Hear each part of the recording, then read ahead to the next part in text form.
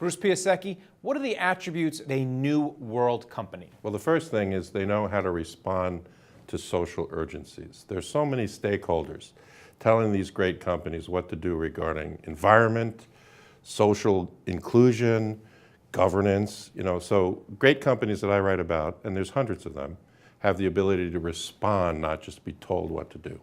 One great company that you wrote about was Toyota. Now, I thought that you would choose Tesla because that's getting all the heat in the market over the Japanese automaker, but you chose Toyota. Why is that? A lot of my interests in looking at the 30 years of corporate affiliates I've worked with. So I've worked for a third of the Fortune 500. What you notice is that some of them last 100 years, and the great majority of them last less than a decade. I chose Toyota to write about its inventiveness, its frugality, and its ability to improve a supply chain. So Toyota is a long-term investment, something that the great pension funds or those that are looking to hedge. So I write about sustained value, Greg. New world companies, the future of capitalism, cuts through all of the ideologies and says from a point of view of investor appeal, what's the stuff that's going to yield like compounded interest in your personal wealth in terms of stock value over time. So my book, New World Companies, creates a new lens on risk after the 2008 financial crisis. Now Toyota, when they positioned for the hybrid powertrain and sold 9 million copies of the super efficient car, they got religion about how to deal with product design in a world of 7 billion people. So my prediction is if you want to hold something in the auto space, as you should, just like you should hold something in the train space or computer chip space, what you want to do is see how big they get from 200 billion to 230 to 260 as the other autos don't respond properly to the Paris Accord on climate.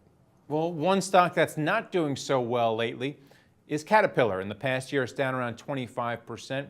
This is one of the companies you feature in New World Companies. Why do you like this one? Well, a couple of things. Their CEO, Doug, is a remarkable cat.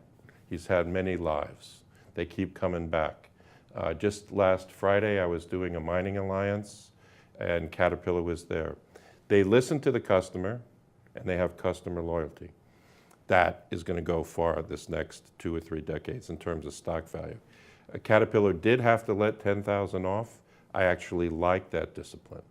Rather than keeping a huge bureaucracy, stock health is based on right sizing.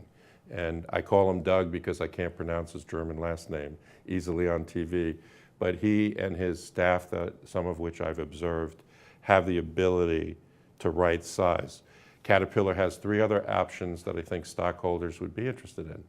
One is they're taking satellite pictures all around the world to find their old equipment, and they're refurbishing it with new electronics. So in the new book, I talk about Flex, another Fortune 500 as a good investment and a good new world company. They're supplying the electronic parts.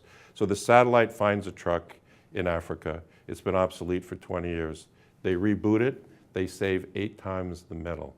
So that's a company of the future. All right, there's frugality for you. Now you are also positive, constructive on FedEx. You say that they're very good when it comes to being a corporate citizen, a good corporate citizen. What are they doing that's so laudable? Well, a couple things. First of all, if you just take it from an empirical point of view, separating all the business ideology or the party issues, Fred Smith thought of this high-speed efficiency delivery system when he was an undergraduate.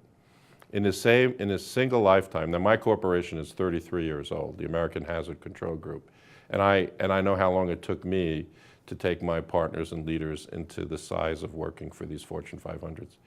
Well, what this guy Fred Smith did is found a way to penetrate 185 countries with the same logistical efficiency discipline. Now, they view that as corporate citizenship. If they can deliver everybody else's business, everybody else's marriage papers, everybody else's needs, legal papers, somewhere in the world faster and more efficient and cheaper. Now, 2 other things I observe about FedEx that will help. One is they materialize products now through high electronics, so they're not using as much jet and truck fuel. That will make them a good bet compared to DHL and others. So those are the sort of material physical differentiators the book New World Companies is all about. All right, and then finally Suncor. Now Suncor is a Canadian oil sands producer.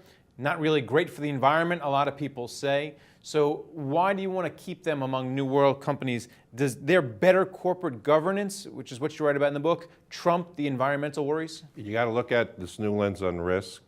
As I do in the book, I published the 80 asset managers that were sources for this book at the back of it. Suncor, if you measure them from an environmental, a social, or a governance metrics, have advantages in each space.